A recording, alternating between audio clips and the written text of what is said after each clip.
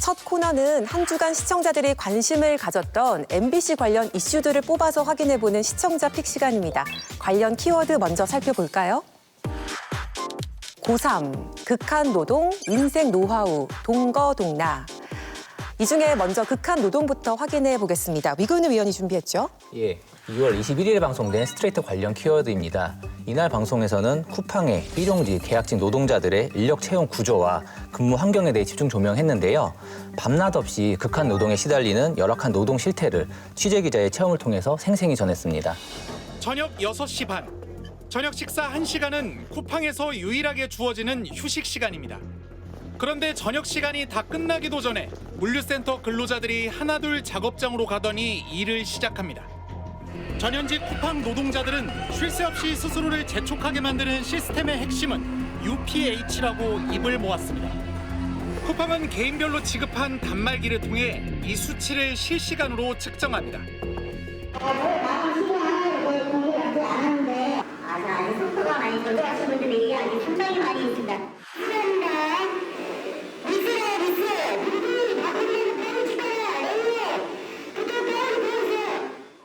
UPH 수치가 낮은 저성과자는 공개 호출을 당합니다. 노동자들은 이 중앙 호출을 공개 처형이라는 말로 부르기도 합니다. 어떻게 수치가 이 정도밖에 안 나와요? 사장님 그럼 오늘 노신 거예요. 그러니까 어떻게 해야 돼요? 사장님? 열심히 해주셔야겠죠?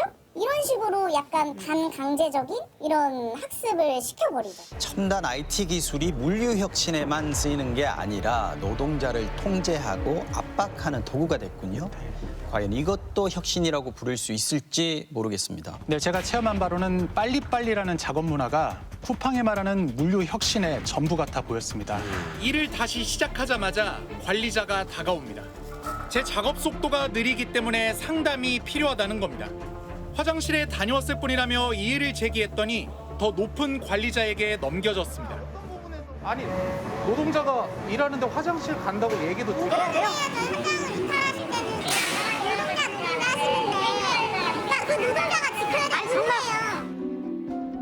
속도 제일주의에 내몰려 쉴 틈 없이 돌아가는 작업장부터 무제한 야간 노동까지. 모두 노동자의 건강을 위협하는 요인들이지만 우리 정부는 사실상 손을 놓고 있습니다.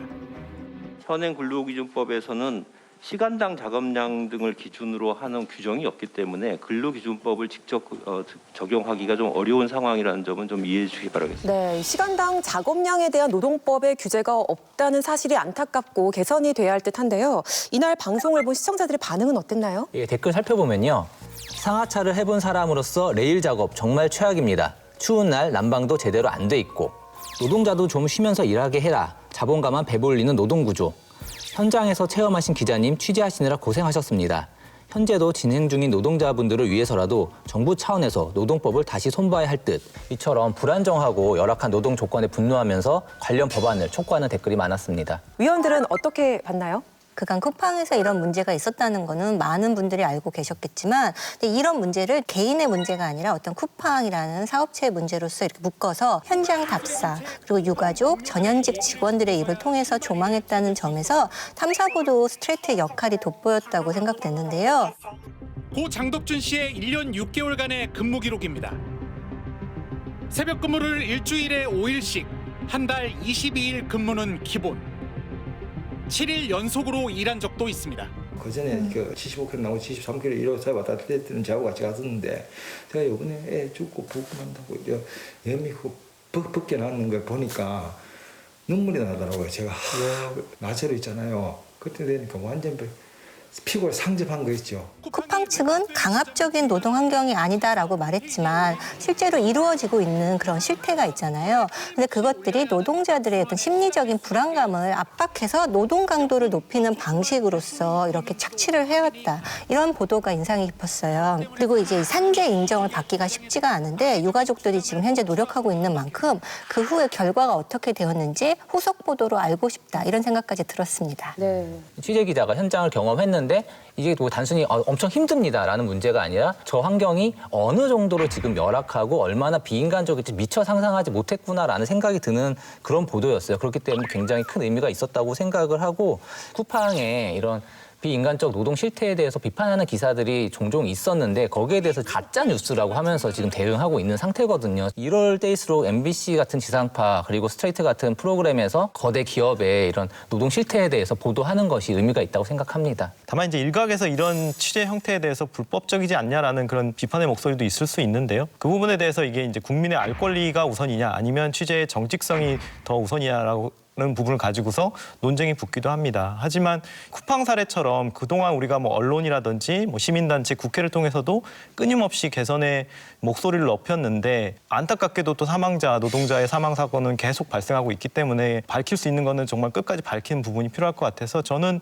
이번에 어떤 취재 기자가 이렇게 위장 취재한 부분은 굉장히 좀 필요하지 않았나라는 생각을 했습니다. 네, 앞으로도 스트레이트가 열악한 환경에 처한 노동자들을 대신해서 사회의 경종을 울리는 큰 목소리를 내주길 바랍니다. 다음 키워드 살펴볼게요. 인생 노하우인데요. 이건 어떤 프로그램과 연관된 키워드죠? 네, 지난 2월 18일 첫 방송된 옷팔이 빛나는 밤 관련 키워드입니다. 이날 방송에서는 박상원, 전광열, 윤다운, 김유석 씨 등 대한민국을 대표하는 4명의 오팔 스타가 깊이 있는 인생 노하우를 전수했습니다.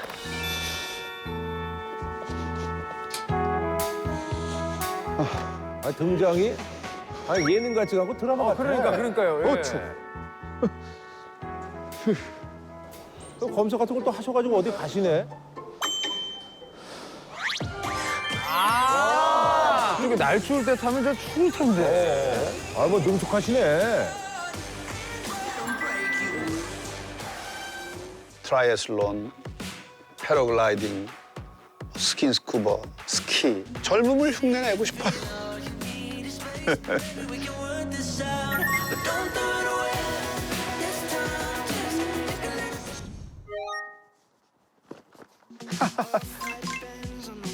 귀엽게 생겼네. 저거 처음 써보는 건데, 처음.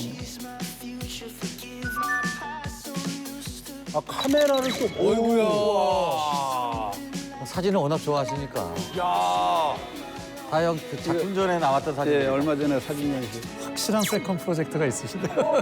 대단하시다.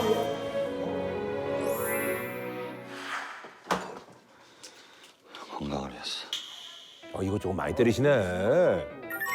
개수로 따지면은 뭐 한 많지는 않아요. 한 22알 정도? 한 22알 정도? 뭐? 한 22알 정도?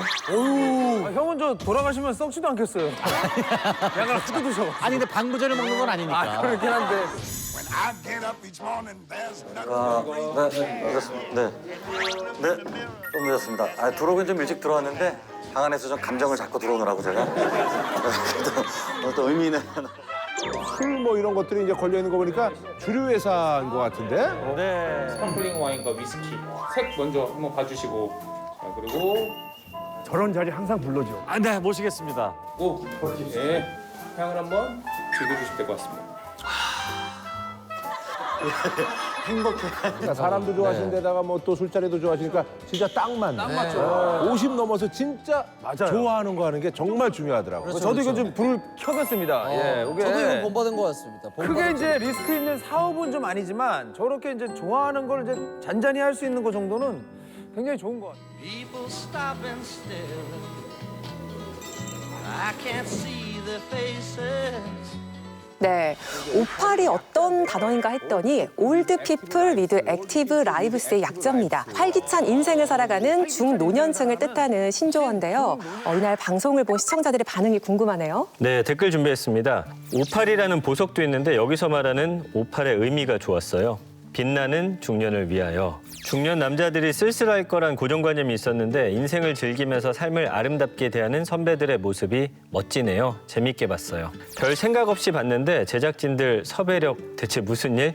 정식 프로그램 되길 조심스레 바라봅니다. 인생을 즐기면서 살고 있는 58세대를 응원하는 그런 댓글들이 상당히 많았습니다. 네, 이날 방송에서는 4명의 중년 연기자들 외에도 앞으로 58세대가 될 예비 58, 김구라, 김종국, 이기강 씨가 출연을 해서 이야기의 풍성함을 더했죠. 미원들은 이 58이 빛나는 밤 어떻게 봤을까요? 처음에 58세대라는 말이 익숙하지 않아서 50대, 80년대 학번 이런 얘기인가? 라고 생각했는데 그건 아니고 이렇게 전체적으로 중장년층 세대를 아우르는 말이라는 걸 이 프로그램 통해서 배웠고요.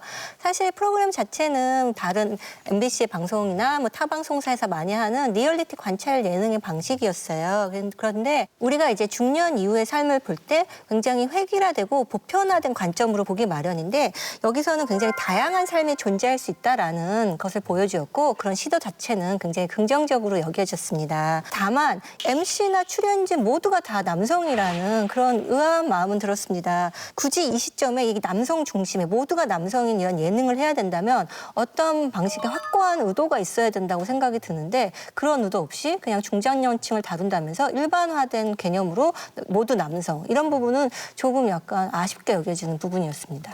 지금 상황에서는 기획 의도를 상당히 배신한다고 생각을 해요. 왜냐하면은 이제 그 58세대라는 말을 쓰고 어쨌든 이제 그런 시니어들이 섭외되는 거는 그동안 이제 그들의 목소리라는 것이 방송에서 잘 나오지 못했던 만큼 분명 이 시도 자체는 좋은데 남성 출연자들만이 과대표에서 목소리를 낸다고 하는 거는 프로그램의 기획 의도를 이제 배신하는 거라고 생각을 하거든요. 기본적인 구성 자체는 굉장히 부정적으로 보고 있고 다만 이제 프로그램 내에서의 어떤 소소한 재미들은 분명히 있었습니다. 박상원 씨가 이제 좀 자기는 아날로그여야 된다라고 하면서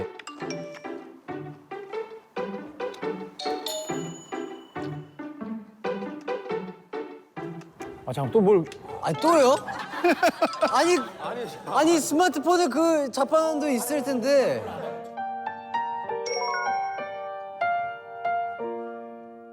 저는 똑같은 거 싫어요. 그냥 내 거, 나만의 거가 그냥 이렇게 한 사람에게 소중하게 가는 게 전 좋거든요. 이 세상에 밖에 하나밖에 없는 거. 나는 누구한테 보낼 때 내 짤로 보내. 아 그러니까 맞아. 형님 맞아. 막 크림빵 먹는 거 뭐 이렇게 출근 퇴근. 정강렬 씨가 소위 말하는 짤 부자라는 거 우리가 아는 상황에서 이제 좀 재밌는 어떤 대화 맥락이 생겼던 것 같아요. 이제 앞으로 이제 정식으로 만들어진다면은 성별 다양성이 나오고 그래야지 훨씬 더 다양한 목소리들이 나올 수 있지 않을까 생각합니다. 저는 예비 58세대인 것 같아서 보면서 개인적으로 좀 공감할 수 있는 부분 좀 있었고 프로그램의 전체적인 기획상을 보면 일단 예능에서 우리가 쉽게 보기 어려운 4명의 중년 배우를 섭외했다라는 건 굉장히 좀 신선한 시도인 것 같고요. 다만 이제 포맷적인 부분에서는 저는 보면서 계속 좀 다른 유사 프로그램이 떠올라서 그런 부분 좀 아쉬웠던 것 같아요. 파일럿 신규 예능 프로그램이라면 그렇지 않아도 정말 관찰 예능이 정말 많은데 어떤 점을 좀 기존 프로그램과 차별화할 수 있을지에 대한 고민이 좀 필요하지 않나라는 생각을 했습니다. 네, 획일화된 중년 이후의 삶이 아닌 새로운 도전을 하고 다양하고 또 진취적인 모습을 엿볼 수 있어서 참 좋았다는 의견이 있었는데 다만 출연진이 전원 남성으로 구성이 된 데는 의문이 들고 진정 다양한 모습을 보여주기에는 한계가 있는 것 같다는 의견들이 있었습니다. 앞으로 58이 빛나는 밤 정규 방송으로 돌아온다면 보다 폭넓은 중년들의 이야기가 담겨 있길 기대하겠습니다. 네, 다음 키워드 확인해 보겠습니다. 고3인데요. 이번 키워드는 유우현 위원이 준비했죠? 예, 지난달 18일 방송된 다큐플렉스 관련 키워드입니다. 이날은 고3 대입 분투기, 많고 많은 사람 중에 그대 한 사람이라는 주제로 방송이 되었는데요. 고3 수험생과 교사들이 리얼 브이로그 형식으로 직접 코로나19 속 다사다난했던 지난 1년을 생생하게 전하였습니다. 사이트가 떴어요. 와, 붙었다! 와, 합격했어! 와! 엄마! 다음 달 초 개학을 앞두고 전국 유치원과 초중고등학교의 개학을 일주일 연기하기로 했습니다.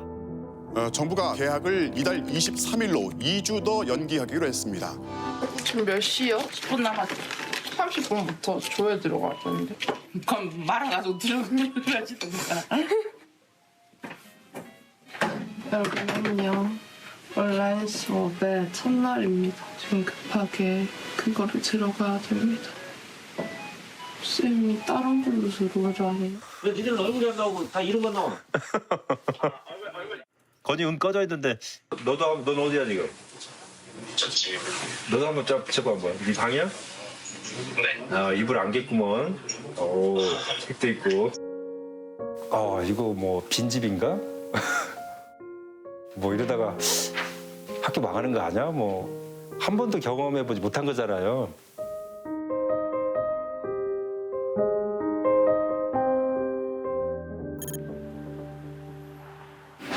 이제 시험치로 들어갈게요. 저는 이제 시험 다 보고 잘 보고 오도록 하겠습니다.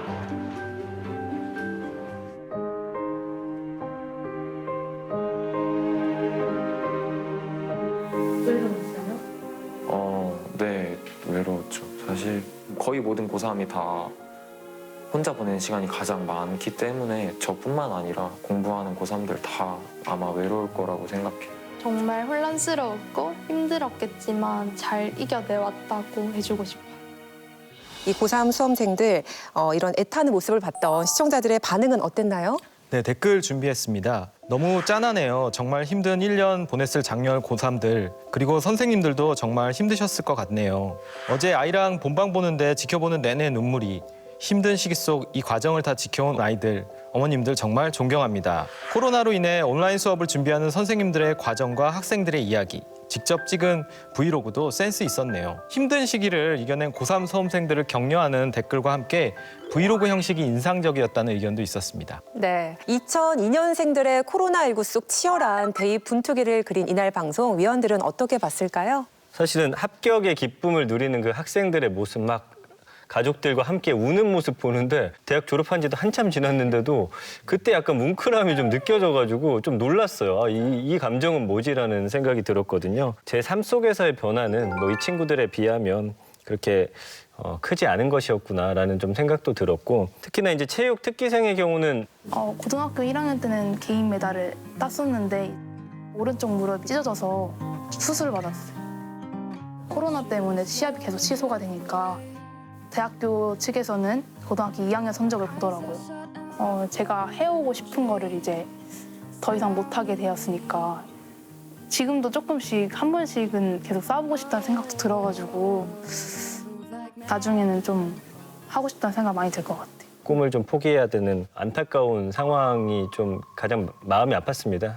그럼에도 확실히 그 아이들의 밝은 에너지는 그 앵글 안에서 숨길 수가 없더라고요. 네. 카메라 앞에서 어떻게 그렇게 자연스럽고 잘하는지, 저도 뭐 방송 카메라 앞에 서지만 아직도 많이 어색한데 좀 그런 면은 좀 부러울 정도로 좀 해맑고 순수하고 좀 힘이 나는 그런 프로그램이었습니다. 뭐 이제 소위 이제 디지털 네이티브라고 하잖아요. 그러니까 그런 세대이기 때문에 가능했었던 그 브이로그고 가능했었던 이번 다큐였다고 생각이 들어요. 그 기록들이 모였기 때문에 지난 1년에 대한 아주 작지만 유의미한 어떤 미시사적인 그런 작업이 됐다는 생각이 들었어요. 저는 개인적으로 지난 한 해에 진짜 그 생각을 되게 많이 했거든요. 올해 고3은 정말 어떨까라는 생각을 계속했어요. 저 같은 시청자들에게 어떤 필요했었던 간접 경험이라고 생각은 들어요. 근데 이제 제가 이제 미시사라고 말씀드렸지만 표본을 쓰면 굉장히 적다 보니까는 이제 어떤 그 거시적인 부분에서 이거를 보기에는 어려웠던 것 같아요. 저는 이것은 이제 뭐 어쩔 수 없는 한계였다고 생각은 하지만은 이렇게 좀 노골적으로 그 대입에 대해서만 이야기를, 사실 그들의 1년이라고 하는 걸 대입이라고 하는 것만 얘기하는 게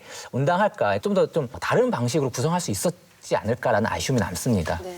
저도 약간 비슷한 감상인데요. 우리가 이제 청소년들 전체로 봤을 때는 입시에 실패한 사람도 있고 대학에 진학하지 않는 고등학생도 있고 심지어 이제 학교를 다니지 않는 청소년도 있잖아요. 근데 이런 부분에 대한 언급은 없이 그냥 입시라는 것이 모두 이 시기, 뭐 18살인 이 학생들의 전부인 것처럼 이렇게 보여준 것은 조금 협소한 시각이 아니었나라는 생각은 들었습니다. 코로나19 시대에 들어서 다큐멘터리를 만들 때 여러 가지 제작 환경에 아무래도 한계가 있다 보니까 그 이후로 개인의 브이로그를 모아서 만드는 다큐멘터리가 굉장히 많아졌어요. 개인의 목소리를 직접 들을 수 있다라는 면에서는 저는 굉장히 재미있는 그런 방식이라고 생각했지만 이제 이것도 이제 한 1년 지나다 보니까 브이로그를 이용할 수 있고 뭐 너튜브를 사용할 수 있고 이런 사람들 위주로 만들어져서 실제로 우리가 생각한 것만큼의 다양한 목소리는 담고 있지 못하다라는 지금 한계를 발견하는 시점이라고 생각을 하거든요. 그래서 이제까지는 우리가 처음 겪는 일이니까 이런 방식으로 다큐멘터리를 제작했다 할지라도 앞으로는 그럼 이런 환경에서 어떻게 더더욱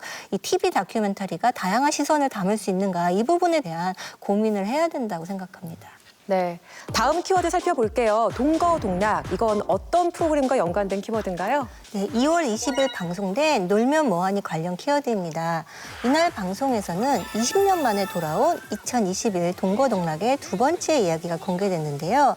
추억의 방석 퀴즈가 소환된 가운데 종팀과 제팀 멤버들의 기상천외한 오답 퍼레이드가 시청자들에게 큰 재미를 선사했습니다. 자, 5초 안에 동물이 들어가는 속담 5개를 말. 와, 네? 정답. 닥쳤던 개가 겹쳤던 게 뭐라 한다. 아, 정답. 정답. 낱말은 새가 듣고 반말은 쥐가 듣는다. 자, 5초 다 됐습니다. 낱말은 새가 듣고 반말은 기분 나쁘다. 반말은 기분 나쁘다. 정답. 예. 소 있고 외약한 고친다. 부뚜막에서 고양이가 떨어졌다. 고양이가 떨어지면 어떻게? 정답. 지렁이도 밟으면 꿈틀거린다. 꽁 먹고 알 먹는다. 그다음에 근데 왜 똥을 먹으면 알이 나와? 누가 똥이라고 그래? 아니, 정답. 소기의 경액기, 소 있고 외약한 고친다. 지렁이도 밟으면 꿈틀한다. 고래 싸면 새우등 터진다. 꽁 먹고 알 먹다.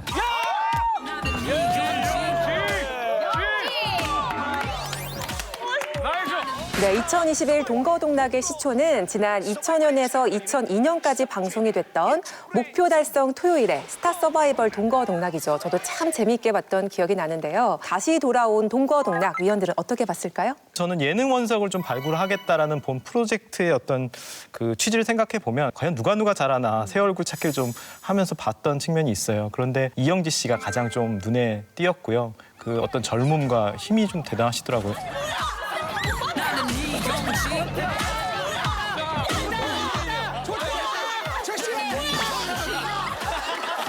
예능보단 다큐에 가깝지 않았나 정도로 굉장히 열심히 하신 모습이 인상적이었고 또 한편으로는 이제 지난 출연에서 마성 캐릭터처로서 굉장히 화제가 됐던 코미디언 하준수 씨가 보너스 그림 퀴즈 코너를 선보이셨는데 자, 그림은요? 누구야? 정답. 제시 선배님. 정답. 최씨 정답.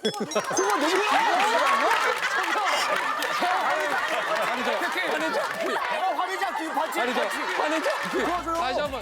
어떻게 보면 재능 있는 예능인망 중 한 명이라도 좀 더 이렇게 선보이려고 하는 그런 배려가 좀 돋보이는 장면도 있었다고 생각합니다. 사실 MBC는 70년대부터 명랑운동회 이런 것부터 쭉 팀 대결을 통해서 그런 예능을 만들어 왔는데요. 그것이 이제 한동안은 없었잖아요. 그런데 2021년에 다시 보니까 또 이게 즐겁더라고요. 또 포맷도 익숙하기 때문에 그것을 많이 봤던 기성세대에게는 향수를 느낄 수 있고 신세대에게는 보통 이제 많이 경험하지 않은 레트로라는 판타지가 있어요. 그래서 그렇게 해서 재미를 만들어낼 수는 있는데 근데 거기에만 머무르면 조금 아니라다라는 생각도 조금 했습니다. 보통 이제 우리가 이제 과거의 프로그램을 되살릴 때는 현재에 어떤 의미가 있는지, 현재에 어떻게 바꿀 수 있는지를 좀 고민하는데 이 경우에는 사실 뭐 인물이 달라졌다는 것 이외에는 큰 차이를 찾을 수는 없었던 것 같아요. 새로운 면모를 좀 더 어떻게 하면 보여줄 수 있을까? 이런 부분에 대한 고민은 조금 아쉽게 여겨졌습니다. 분명히 이거는 이제 새로운 예능 스타, 라이징 스타를 좀 발굴하겠다는 목적으로 했었던 기획인데 와 20년 전 그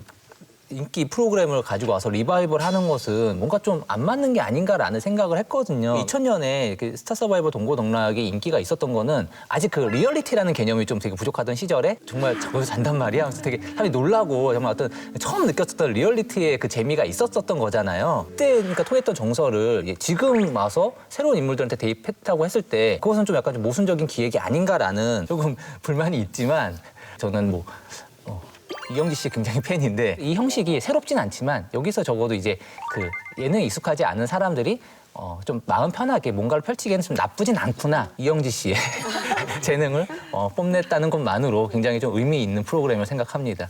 앞서 나온 이야기에 귀 기울여서 앞으로 익숙함과 새로움이 잘 어우러진 참신한 기획들을 놀면 뭐하니를 통해서 많이 만나볼 수 있길 기대하겠습니다.